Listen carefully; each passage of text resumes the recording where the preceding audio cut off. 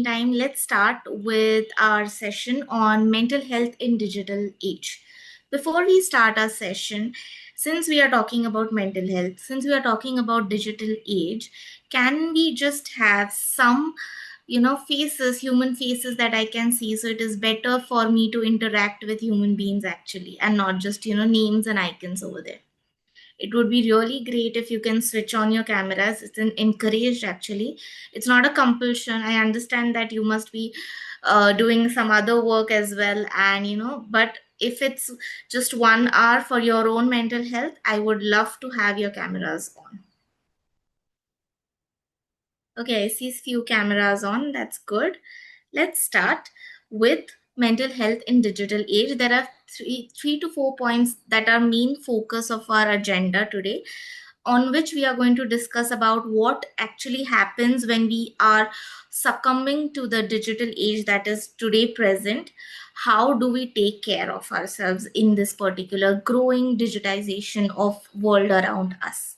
Okay, so these are the things that are going to be on our agenda. It's going to be an interactive session, so I hope most of you can participate and will participate to make it more interesting and interactive. Okay, and that is how I think that we can also learn from this particular session. It's not just a typical lecture where I'm speaking and you're just listening or not listening. Okay, so I hope that everyone is attentive and here, and if you are not, I hope the next one, this particular slide will make you even more attentive. Okay, so you can see in the slide that I have a bingo game for all of you. So let's start this session with a small interactive game. This is a bingo game in front of you. There are certain notes that I have written in each one of the sections. Okay, so what you have to do is, for your own self, just try and check mark whatever you have done from that particular bingo. Okay, and if you have done four, just write in the chat that bingo. And if you have done more than four, just write relatable in the chat. Okay, did you understand? If you have done any of these things, just check mark it for yourself once you've done it. And if you have seen there are four or more than four check marks, if there are four only, write a bingo. If there are more than four, just write relatable in the chat. Come on, now I need to see some messages going on in the chat. Come on, everyone. I hope everyone has played bingo before. Okay, I see first bingo here. I see the first relatable. Nice.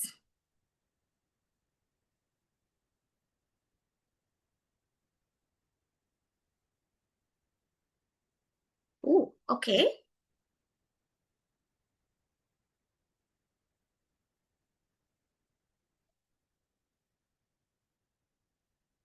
Five. Okay, that is relatable then. Bingo.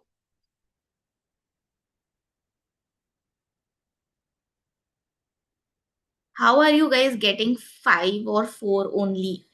If you ask me, I am getting at least around 6 to 7 are easily getting crossed here for me.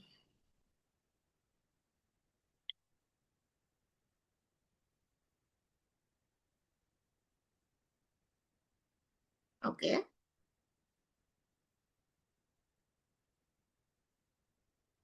Anyone else? I've just got 6 to 7 responses. Others?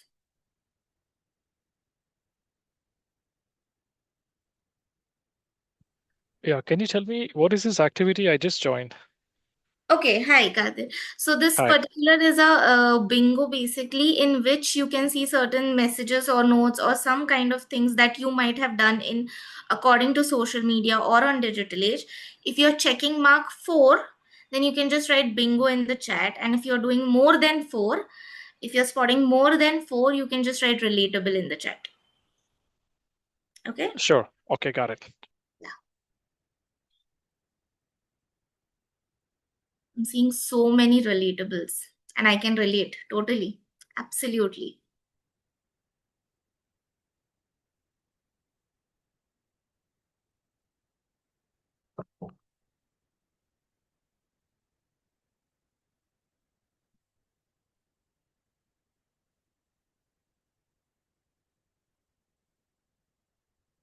Okay, interesting. So most of you have, sent relatable, and I can totally resonate with this because yes, the fact that so many of us can resonate with this particular exercise that is in front of us, it just tells us something very important, that we are constantly connected with something or the other. We are constantly connected, and today we are just going to explore the same thing, that what this connection is. We are going to dive into the digital habits which might seem normal, leaving somebody on read, spending more than 2 hours on Instagram or YouTube for that matter, or Netflix. But it can actually shape our views about ourselves, our work, our worth. And more importantly, we'll definitely discuss how to stay digitally connected while staying mentally peaceful. Okay, so this is something that we are going to talk about. So let's dive into this understanding of digital age, which I consider as a double edged sword. Okay, and it can be for so many reasons. Yes, I understand today the digitization is the world that we live in. It has made our lives simple, it has made increased our productivity, it has made everything so accessible to us. So why not? It is so convenient, and who does not like convenience, right? Everything because of digital age has become productive, accessible. It has given us so much of knowledge, it has given us so much of things to explore for. So it definitely is something that is working for us in this particular digital age. But there is something even more further. If we dive deep into it, we start to understand it. So for basic thing, I'll tell you, like for example, if I get sick, or if any one of us gets sick, the first thing after, taking home care remedies or going to a doctor, what we do is we start googling our symptoms, right? And once we start googling our symptoms, it just like, finding out something so grave about something like a fever can send us into a spiral.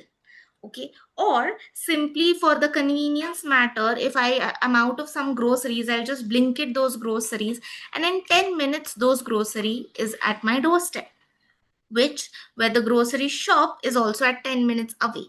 But yes, I am going to use it because it is convenient for me, it is accessible for me. There has been such a research that has been going on about usage of social media, usage of digital age. And that particular research, what does it show? That on an average, 2 to 3 hours an employee is on social media platforms. Now you'll say 2 to 3 hours, that is just it. What's so wrong in that? What is so bad in that? There is nothing wrong in having 2 to 3 hours of use of social media or being on any digital platform. There is nothing wrong in that. If you ask me, I completely agree with it, because the world we live in, there is something or the other that always requires a digital medium. Okay, so yes, 2 to 3 hours does not seem that bad. But what happens post and during those usage of 2 to 3 hours is something that has long list of ramifications on our lives. So I've just have this very basic question for you all. Okay, now all of you must have had this kind of a moment in your life where you have achieved something. Okay, you have achieved something in your life, and you just are very proud of it. Like it can be anything. It can be like you've got your first car, or it can be like, you got a 9% salary hike. It can be anything. But when you see somebody else having a win that is a little bit or tad bit bigger than you, that is what you think. Okay, that this win is particularly tad bit bigger than you, and you suddenly feel less about your win, you suddenly feel less proud about yourself. Has that ever happened to you? Like, where let's say you have got a 9% salary hack, and somebody has gotten a 13% salary hike. You've got, let's say, a Baleno car, which is your very first car, but somebody has got, let's say, Kia Sonet or a Defender, perhaps anything of that sort. And you suddenly feel ki, no, mine is really not that great, it's not that great. Has this happened to any of you? You can unmute yourself and tell, or you can just write it in the chat as well. Yeah, I'm pretty sure, yes, it has happened to you. And this is what happens. That right here is the silent thief of joy. That thing where we are constantly in lookout where somebody has got what and how is it better than mine. That is where the comparison and the highlight reel effect comes. I've purposely called this a highlight reel effect because since everybody is acquainted with social media, I just wanted to point out this highlight reel effect and what it actually is.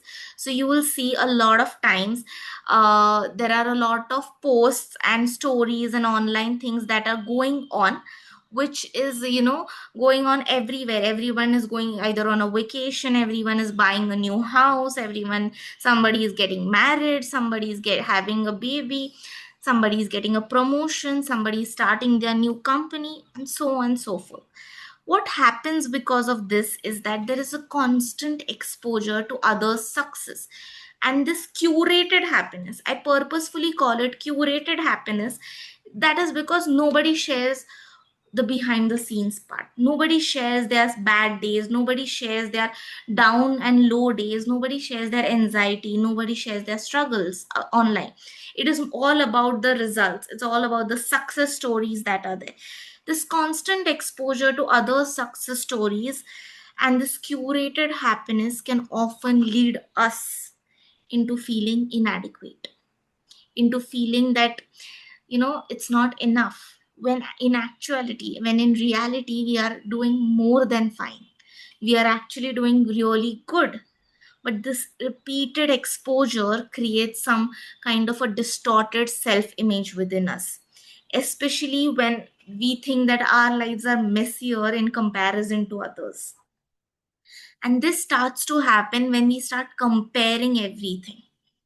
Okay, we start particular things happens when we start to outsource our worth, our self-esteem on the views, the likes, the comments. Basically we start to seek validation from somebody else that we haven't even met, for example, or somebody on a digital platform whose life seems just perfect for us, but we don't know the reality yet. We start to feel inadequate, we start to you know uh, start to think about different things in a different point of view. We start to use filters on our photos, we start to use chat gpt to make ourselves sound smarter, when we even ourselves have been surviving very well without chat gpt also. Now, let me just, explain why this happens. Let me explain this particular mechanism why this happens, okay? I'm still not seeing any cameras on. I just hope that people are there and are listening, okay? So, yeah, understanding the mechanism, because why are we going ahead and, ruining our own self worth? Why are we doing that? Okay, so the first thing is understand, whenever we post something or whenever we tell something that is good in our life to somebody else, or let's say we buy something online. Okay, this personally, I think most of you can relate. We buy something online, there we get that instant dopamine hit. Oh my God, this is so great. This particular thing happened. That's nice. It validates our feelings, it validates our actions and even our thoughts, which we feel is great. Okay, let me shop online. I'll feel really good after I'm shopping online. Let me just post this particular story from my vacation picture. I feel that this is really good. And then somebody comments on it, somebody says really nice something on it, or when we get those clothes, you see that it is so temporary. Once it has been done, it just fades away. And now, without even realizing, without being conscious, we are in that race to chase that constant high of doing something or the other, so that I feel that great, I'll start feeling that great, when your mundane life is also great. But it's just that we are seeing somebody else on a very bad work day enjoying themselves in Bali or having a great Vietnam vacation, and we just feel, yeah, what is this life? I don't want to live like this. What is this corporate thing that is happening to me? Well, in fact, it is something that is actually paying your bills, and it is good. right? Once we don't get it, we start to question our very being. We start to question everything that is there. I want toned arms. I'll not wear sleeveless because I don't have toned arms. He went to France and I just went to Kerala. That's just like a domestic vacation. Oh my god, he has a new iPhone. I'll also buy an iPhone. Why? I'll buy it on EMI, but I will buy it because why? He or XYZ person has it, or it looks cool to have an iPhone. So what we start to do, because of this particular chase that we are in, unnecessary, nobody put us in that chase, but it is something that we have internalized for ourselves. We not only compare, we start to demean ourselves. You'll see that our wins, our efforts, our existence altogether does not matter because of social media or any just platform. It kind of starts to question our entire being, and it leads to something called as imposter syndrome. I'm sure most of you must have heard about this particular term called as imposter syndrome. What is imposter syndrome? Where even if you have been a very high achiever in your life, where you have a potential to, do great things, you have the capability to work best, you start doubting your capabilities. Will I be able to do that? Will I be able to work on it? Is that possible for me? And this also creates the constant pressure to perform online, okay, to look productive, to look inspiring, to look successful, even when internally you have been exhausted. And this is just not related to social media alone, but it also seeps into our work culture. you know since this particular COVID and hybrid working has happened, this particular line between work and home has kind of blurred. And I understand that was the demand of the environment at that time, that was the demand of the working world, and I completely get it. But this particular kind of sense to continuously be online, continuously be on, continuously respond to the emails that are there. If you're not responding to the emails, you often feel guilty about it. Uh, and then there is this really hard line to separate your personal and professional identity. Now you'll ask me, is that particular reason? Yes. Smartphones, it has shown boosts productivity. You can email from anywhere to anybody. But this constant connectivity may be fueling some kind of a hidden crisis that you might also not know that you have signed up for. And that crisis is depression, anxiety, constant fatigue. That is what we call self esteem issues. And I think that this should be an eye opener for all of us. Like, in this particular hyper connected world, even in professional, there is this particular unsaid rule that you have to be active online. And that active online has been seen as the mark of success. It is no longer enough to just do the work. You're expected to show it too. For example, LinkedIn. LinkedIn has become like a new resume platform. I'm sure everyone must have noticed this, that your portfolio, your personal brand, everything comes across on LinkedIn. But this performance to success, to show that you have achieved a new milestone in your job or you have gotten into a new company, can silently start pressuring yourself into, maintaining that polished version of yourself all the time. And this can create something called as digital fatigue. Being online does not mean you're being productive. Let's understand this. Your online presence does not mean that you're working hard. It absolutely does not. What means you're working hard is something where you feel productive, where you know that, okay, I have done a particular work, I have done something in my particular day, and it might not be seen outside, but you know that for sure you have been doing that. And that is something that is going to help you a lot. Being accessible all the time to everyone does not prove your competence, but it for sure is a roadmap to your burnout and mental fatigue. Now, you must have seen me use this word like mental fatigue, burnout, digital fatigue also. Have any one of you ever thought this particular thing, where let's say you have done something really good. Okay, you have drafted a nice post, or you have framed a nice email, or you also have, nice made up your nice resume, but you never showed up when the time came. You never showed up, or you never posted that post. Has this happened to any one of you? Like, you're 10 minutes staring at that email continuously, but you're not sending it. Yeah, it is happening. I'm sure most of you must have felt this, that, where we are constantly in this. Okay, today morning I'm going to wake up. It's a nice Monday morning. It's a nice day to start a productive week. But what happens? I open my phone, I see something on that phone, and I'm like, today is not the day. Right? So, most of the times this happens, and this is something we call as digital fatigue, where you are not able to take decisions because there is this analysis paralysis that is going on, wherein you're analyzing everything.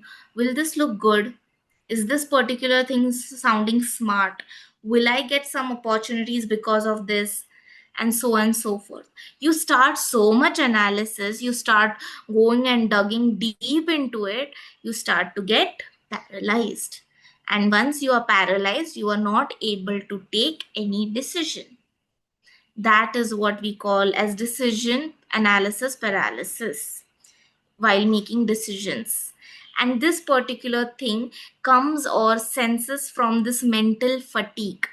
You know what happens? Most of the times we think that we have, logged off from our work. Okay. Excuse me, sorry. We have logged out from the work, like let's say at 7 p.m. or something, we are done with work. Then we come home, but there are multiple tabs that are open in our head, in our mind. There are multiple tabs that go on. Okay, I did I do that? Did I send that email? Did I save that file on the cloud? And so on and so forth. These tabs, even after we have done the work, even after we have, logged out of the work, it's still there. And that kind of starts to burn you out. It starts to exhaust you so much that eventually you start to switch off on everything. You completely start to give up on everything. You start to get irritable, you start to perform low. Your mood throughout the day is very low. No matter what you do, there is nothing that can cheer you up. Why? Because this complete exhaustion from so many time is piling up. And that not only just shows through your mental well-being, but it also shows through your physical well-being. You not only just start to question your decision, you not only start to question your capabilities, but also you start to feel it physically. You start to feel lethargic. There is headache that is there. Even at night, when I think in the previous slide I showed a particular stats, you must have seen it. Just let me go back. In this particular slide, you'll see that 80% of people scroll before they go to the bed. And it is true. Like, everyone, I'm pretty sure here, has done this before, one way or the other, right? And what happens is, like, you think in this particular way that entire day I have worked, entire day I have worked round the clock on somebody else's whims and everything. Now let me have my time. So what we do, because I want to have my time, we scroll.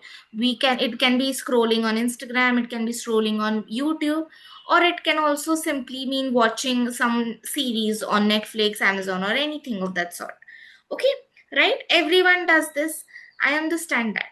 But when we are holding that phone, this blue screen, okay, of our phone, the screen particularly is blue. So what happens because of it is, it starts to affect our sleep pattern. How does it start to affect our sleep pattern?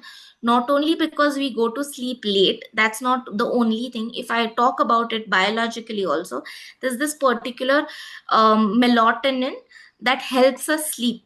Okay, and it also helps give our brain the rest that it needs.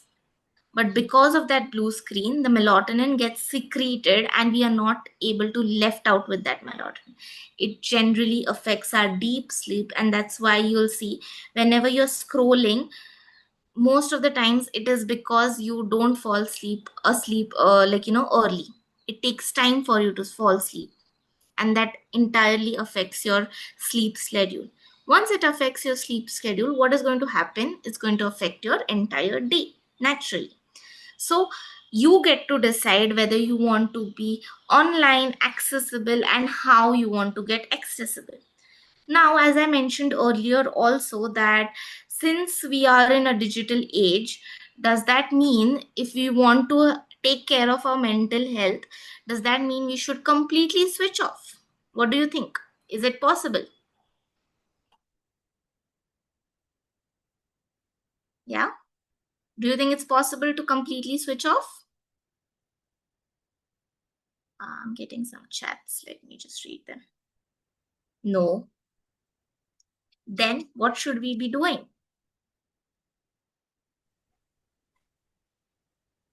Okay, maybe switch off unnecessary things. Some of you are saying absolutely not possible to switch off. Okay. Set a So, downtime on your applications. sorry. Set a downtime on your phone Mm-hmm. because I have scheduled a downtime at sharp Yeah, 9 right. o'clock. Right. Without my ass, my phone gets all my apps shut down at sharp 9. Right. Absolutely. So That's a very good way. Yeah. That's a really good way to manage some screen not having that screen time. Okay. Now the first thing is when I say switch off, there are two types of switch off.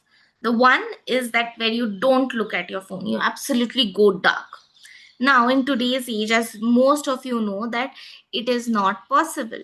It is absolutely not possible. Everyone, some of you must have also tried that, let's uninstall Facebook or let's uninstall Instagram. Then you go to YouTube and you scroll the shorts on the YouTube. So this is completely happening. So why deprive yourself from some entertainment? Is that what I'm saying? So of course, you cannot completely go down. You cannot completely switch off, but here comes the second type of switch off, where you're building your personal self offline. It can mean anything and everything for you. It can be anything. Okay. I'm not saying that don't look at your phone for straight 4 to 5 hours. Absolutely not. That is not what I mean. It means making connections offline. You remember I talked about this mechanism happens when you're online, when you're shopping online, or when you are doing something online, where you're seeing something online, it hits your dopamine, right?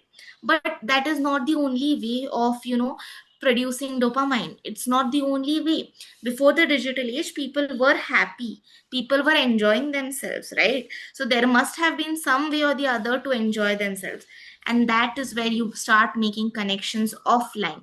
It can be meeting someone on the commute. It can mean go joining a run club, joining a trek club, taking pictures because you want to, not to post somewhere, not to show the world that you're on vacation, but you just simply like documenting your travels. And just because for that, taking pictures, there's a difference between taking the pictures for yourself and taking the pictures for others. Okay, the latter one robs you from the joy. The latter one brings you into the comparison zone. The latter one tells you that, oh, your pictures are not aesthetic enough. Oh, your pictures are not that great. Oh, your vacation spot is not that trending, or so and so forth. So, in this digital age, if you don't want to get warped into it, being online is good, but being mindfully online is even better. And for that, you have to maintain a emotional hygiene in digital age. What is emotional hygiene? Like your physical hygiene, there is something term called as emotional hygiene. This kind of emotional hygiene is a, you can say, a barrier you have built around yourself, like a emotional immune system that you have built around yourself. So that, just like the way we have our physical immune system, what does that do? It protects us from harmful things that enter our body, right? And it fights against it. In the same way, we have emotional immunity also. We have emotional immune system. It gets developed by maintaining that hygiene in this particular way, where even being in that particular digital age, you can still protect yourself. You can still have that barrier so that your mental health as well as your physical health is well rounded over there. So what is exactly emotional hygiene, and how can you do it? The first thing that I would tell is identify the difference between draining you and what is uplifting you. Please know this. This is a very important thing. You need to know that there are certain people, even in our real life also, okay? There are certain people who kind of pull us down, right? And then there are some people who push us up. What kind of people do we want in our life? Naturally, the ones that push us upwards. Naturally, the ones that encourage us to do certain things in that are right for us. In the same way, in certain aspects in a digital and social media world or in any platform world, there are certain things that will drain you and there are certain things that will help you relieve your stress. Like, for example, watching a funny series online, listening to podcast while you're multitasking on something, while doing your housework, listening to some music that can uplift you in some way or the other. If you have had a bad day at work and you go online and you check out somebody's profile and you see that that person is actually doing so well for themselves, it's constantly going to drain you. It's going to be like, what a life I have. What is the use of this life? It's continuously going to go on your mind. This kind of thinking is going to drain you. Okay, for example, you go out, you come home from work and you see news anchors yelling at the screens, green screens particularly. You are scrolling mindlessly, the TV is on, you're scrolling on your phone in between the task while you are in the meetings also. You never know that it starts to lurk and seep into your work as well. So understand and learn the difference between your habits and coping mechanisms. There are certain habits that are good for you and that can be digital also. Digital age is not our villain. Understand it. How we exercise that digital age decides whether it becomes a hero or becomes a villain. Okay, so understanding the difference between what is draining you and what is uplifting you is absolutely important. Okay, the second thing, very important, that is setting healthy boundaries. What kind of boundaries can we set here? Before we talk about setting boundaries, let's understand what actually it means. Does that mean that complete shutdown? No. It means first and foremost understanding and acknowledging your needs. These XYZ things are my needs. For example, for me, being an entrepreneur, I always have to be on my phone and I have to carry two phones with me because there are constant inquiries and something or the other that is coming on there. So I know that this is something that is absolutely a must for me to handle phone. So does that mean I'm constantly on my phone? No. I have set a boundary for myself. In this particular hour, I'm going to reply to the messages. So you can set boundaries according to your needs. For instance, these boundaries are not just work related, it can be about anything also. For instance, if you know somebody that is constantly, uh, not looking at their photos, looking at their feed, looking at anything that they're doing, is making you anxious in some way or the other, okay, or is bringing you down, is ruining your day, block that person, mute that person. You don't want to see somebody else's stories, block that person, mute it. It's okay for you to do that for your own mental health. It is not considered to be selfish. In fact, it is something that you're doing for yourself. In fact, I would say it is, you're being kind to yourself. Okay, refrain yourself from going and checking something. Don't do that. Don't stalk LinkedIn profiles to check whether they have got promotions or not. Refrain yourself from doing that. for some time, somebody I think had mentioned also that this is app, I don't know if most of you know it or not, but this is an app called Off Time that I particularly use. That app, what it does, it just blocks me from using my phone for like an hour or so. It depends on me what kind of time I've set. It just does not show me any notifications, it just does not show me any emails, nothing, no messages or anything for that particular timing. That is my version of blocking a time aside and doing nothing with the devices of any sort. Okay, it can be related to you decide what your needs are and accordingly set the boundaries. You can mute the groups that overwhelm you can mute certain groups that are sending constant notifications and it's kind of irritating you also. It can be for one day also, it can be for 1 week also, but doing this consistently is important. Please understand one thing, that if you are waiting for some kind of motivation to hit you and then you will start you know uh, your journey towards your own well-being, it's never going to hit you, it's never going to happen. Here you don't need motivation to do something, you need discipline. Understand this, your brain is always going to tell you to chase that high. Your brain is always going to tell you, come on dude, you have worked so much the entire day, watch a series, it's fine, nothing happens. Bam, 7 hours, 7 seasons of the series, one entire season you have done in one night, you don't even know it, and the next day it's just as bad as having an hangover, right? So making sure that you are setting yourself in a particular boundary that is healthy and beneficial and is working for you is important. The third thing is leveraging technology. I have mentioned this earlier also. Technology is not our villain. Digitization is not something that is bad for us. Absolutely not. How we use it makes it a hero or makes it a villain. Okay, use certain apps like I mentioned about Off Time. Use certain apps that are helpful for you to cope with your stress. I'll give you a very small example. I have a client who has a trouble sleeping. Okay, now what happens is they are not able to sleep because there are constantly overthinking thoughts and anxious thoughts that are going and running behind in their brain. So they are not able to sleep. It's like, it has been, even if they sleep it for like 2-3 hours. So it's a very simple thing that I told them. On If you go on Spotify, there are different lists of music that is there which has no lyrics. So there is piano music, there is guitar music, there's violin music.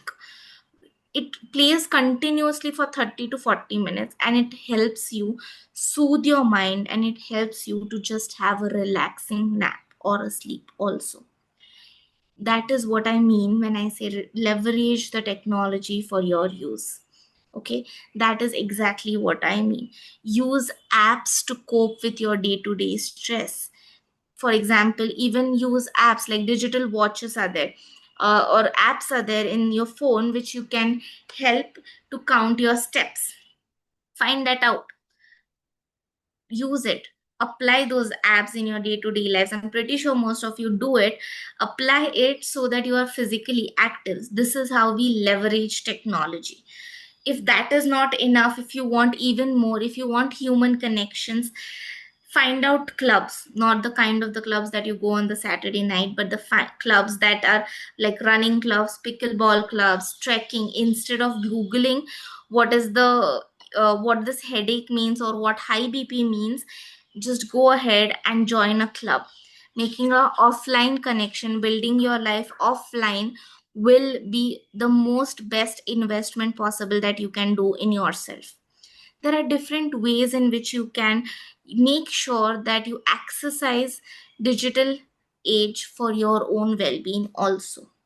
If this is not enough, there's this one last thing that I would like for all of you to do.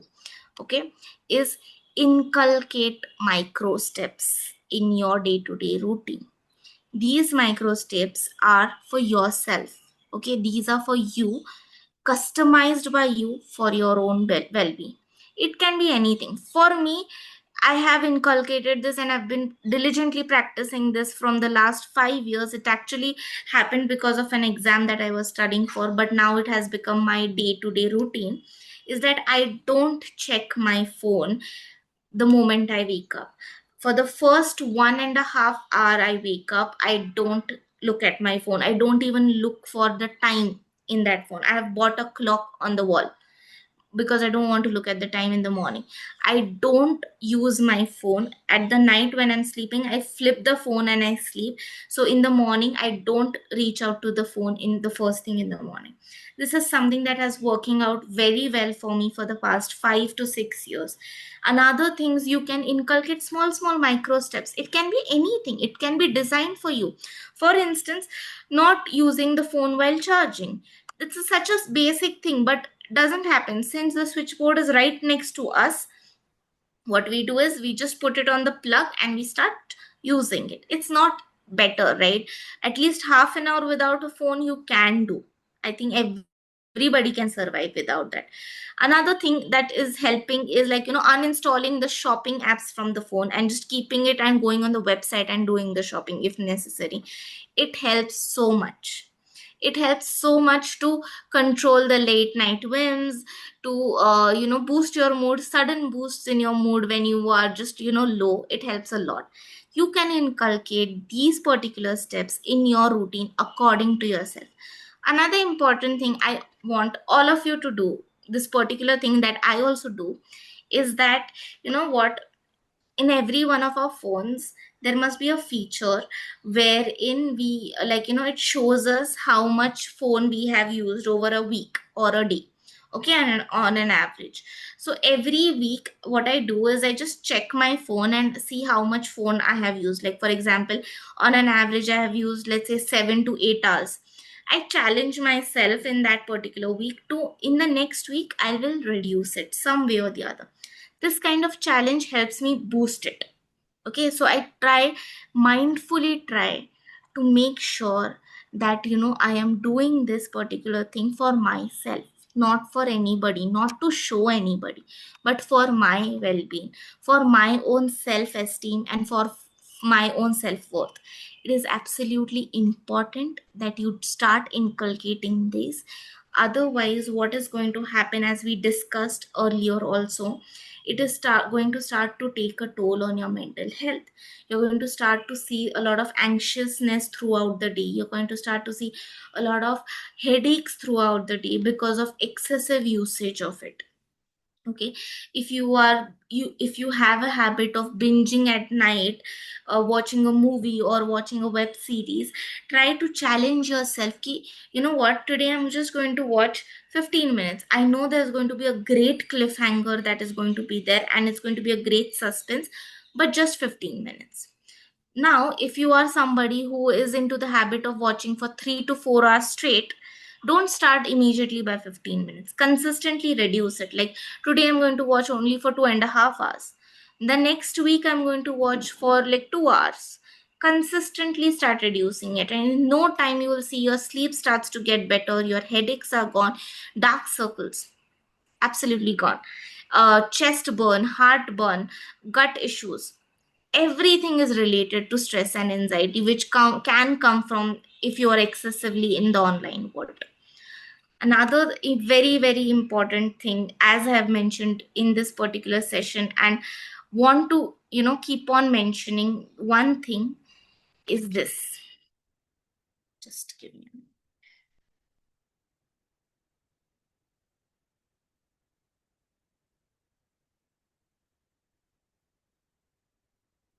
It is very much important that you are in this world where your digital footprint has to be documented for some reason or the other. It's okay, but your offline world needs to be much better, much realer, and much connected to yourself.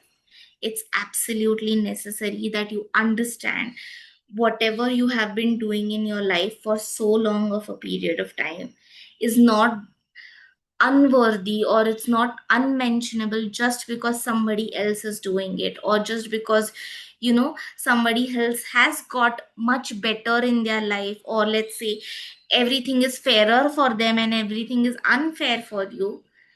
It can be because somewhere your worth is lacking. So do ask yourself this one question, that after today's session, what is one thing mindfully that you want to digitally detox yourself from? It can be anything. Take a minute, write it on a sticky note, put it on your computer in front of you,